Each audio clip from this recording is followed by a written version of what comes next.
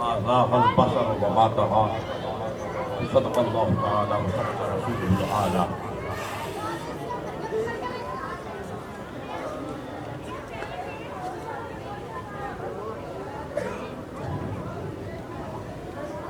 سامعین مکرم، درویشان مخلصان،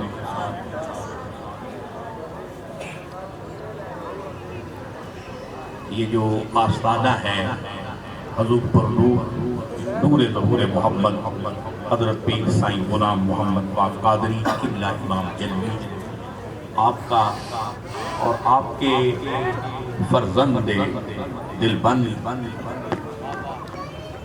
اور فرزند اکبر حضرت ابو الفیض صاحبزادہ پیر محمد نیاز حسین حیدر جلوی قادری شبیہ امام حسین، جس طریقے سے یہ حضور قبلہ عالم کا آستانہ پاک اور یہ پوری کائنات میں، پوری دنیا میں اس وقت ظاہری طور پہ اتنا بلند و بالا عظیم الشان روضہ نہیں ہے، بلا مبالغہ، کوئی مبالغہ نہیں ہے اس میں، یہ تو سارا جہان مانتا ہے اس بات کو۔ یہ جو پہلے نیلام گھر لگتا تھا، وہ پھر طارق عزیز شو لگتا تھا، اس میں سوال بھی آیا تھا، یہاں پہ آیا تھا طارق عزیز، تو اس نے یہ سوال بنایا کہ آل ورلڈ میں، پوری دنیا میں زمین کی سطح سے لے کر سب سے بلند روضہ کس بزرگ کا ہے؟ تو وہ کسی نے کہا کہ شاہ رکن عالم ملتان شریف میں جو ہے مزار، تو اس نے کہا نہیں وہ تو ہے پہاڑی کے اوپر، زمین کی سطح سے لے کر سب سے بلند روضہ کس کا ہے؟ تو وہ کسی نے کہا کہ حضرت امام جلوی، تو اس کو انعام دیا گیا۔ تو یہ جناب کا عظیم الشان روضہ پاک ہے اور ہم اس کے سائے میں ہیں، اور یہ جناب کا روضہ مقدس ہے، یہ در حقیقت گنبد خضرا ہے، یہ ثانی گنبد خضرا ہے، بلکہ عین گنبد خضرا ہے۔ آپ دیکھیں نا، مدینہ پاک اس پاکستان کی سرزمین سے 50 فٹ اس کی زمین کی سطح اونچی ہے، وہ پہاڑوں پہ ہے نا، مدینہ اور مکہ 50 فٹ اور 50 فٹ حضور رسول پاک صلی اللہ علیہ وسلم کے روضہ اقدس کی ہائٹ ہے، تو یہ 100 فٹ ہو گیا۔ تو جناب کا روضہ پاک 100 فٹ ہے، یعنی ظاہری طور پر بھی حضور رسول پاک صلی اللہ علیہ وسلم حضور کا ہی یہ آستانہ ہے، یہ حضور کا دربار ہے۔ لیکن جس طریقے سے جناب کا روضہ پاک بلند ہے، اسی طرح یہاں پہ جو انتظامات ہیں وہ بہت ناقص ہیں۔ ابھی دیکھیں نا کہ وہ ساؤنڈ جو ہے وہ اس کا کام جو ہے وہ گڑبڑ ہوا، اور ایک آدمی بھاگا ہے، ایک آدمی کے پیچھے اس کے پیچھے 100 آدمی بھاگ گیا، تو وہ ایک جو محفل کا جو تقدس ہوتا ہے اس کا خیال رکھنا چاہیے۔ اور اس میں جو یہاں پہ میرے بھائی ہیں اور وہ ان کی یہ کابینہ ہے، ان کا یہ انتظام ہے اور بہت اعلیٰ انتظام ہے، بہت اچھا انتظام کیا گیا، لیکن تھوڑی سی بد نظمی ہوئی، اس کا خیال رکھنا چاہیے۔ اور پھر بعد میں جو ہوگا جو اس قسم کے جو معاملات ہوتے ہیں وہ ان کو بعد میں ڈسکس کرنی چاہیے۔ بہرحال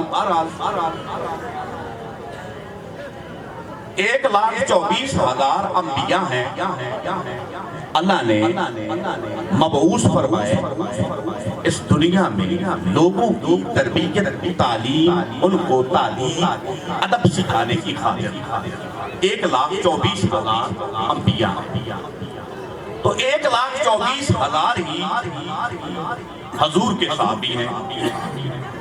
یہ جو تعداد کی مماثلت ہے یہ کس لیے ہے؟ یہ کوئی عام نہیں ہے، اس میں خاصیت ہے۔ وہ کیا ہے کہ حضور علیہ السلام کی حدیث سرکار میں فرمایا ما من نبی خلق اللہ تعالی الا لہو نذیر فی امتی، میری امت میں اللہ تعالیٰ نے ایسے افراد پیدا کیے ہیں جو پہلے نبی اللہ نے کوئی پیدا ہی نہیں کیا جس کی مثل میری امت میں موجود نہ ہو۔ کوئی نبی اللہ نے پیدا ہی نہیں کیا جس کی مثل میری امت میں موجود نہ ہو۔ پھر حضور نے مثال عطا فرمائی، فرمایا ابو بکر نذیر ابراہیم و عمر نذیر موسیٰ و عثمان نذیر ہارون و علی جو نذیر۔ سرکار نے فرمایا ابو بکر ابراہیم علیہ السلام کی مثل ہے، عمر موسیٰ علیہ السلام کی مثل،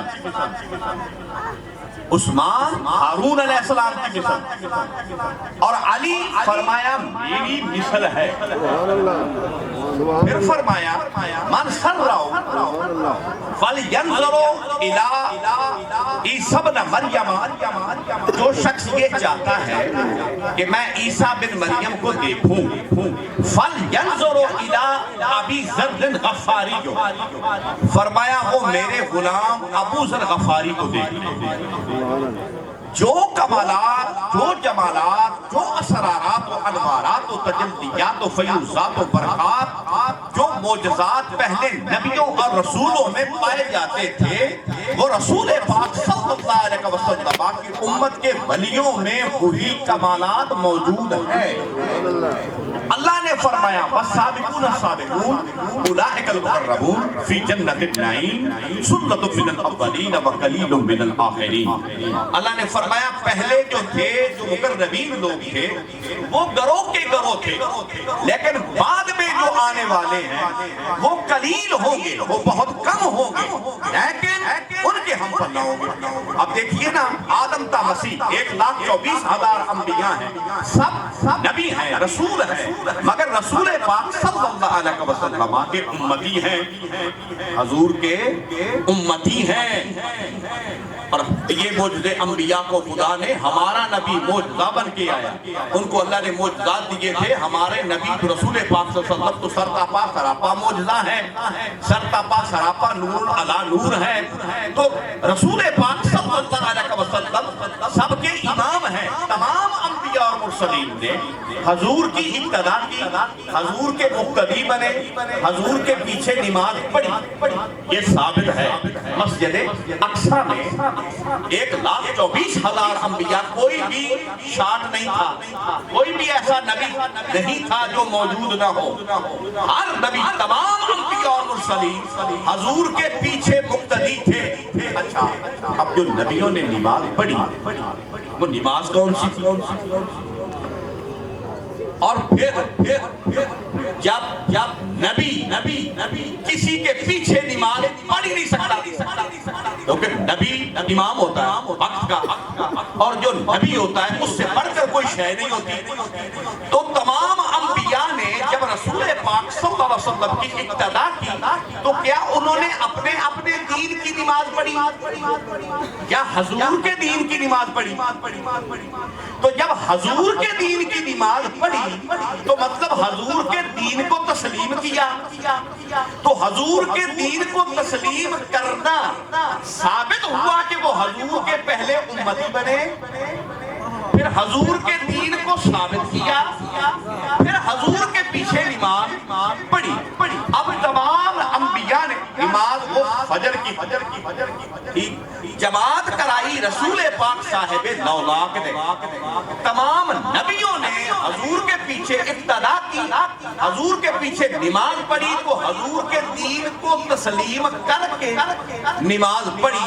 مطلب تمام نبیوں نے، تمام رسولوں نے یہ اعلان کیا کہ ہم اپنے وقتوں کے نبی تھے، مگر ہمارے نبی کو ہم محمد مصطفیٰ صلی اللہ علیہ وسلم۔ حضور امام الانبیاء ہے، نبی الانبیاء ہے، نبیوں کے نبی ہے اور نبیوں کے امام ہیں، تو تمام نبی رسول پاک صلی اللہ علیہ وسلم کے امتی ہونے کی انہوں نے یہ اعلان کیا۔ الپہلے اللہ تعالیٰ نے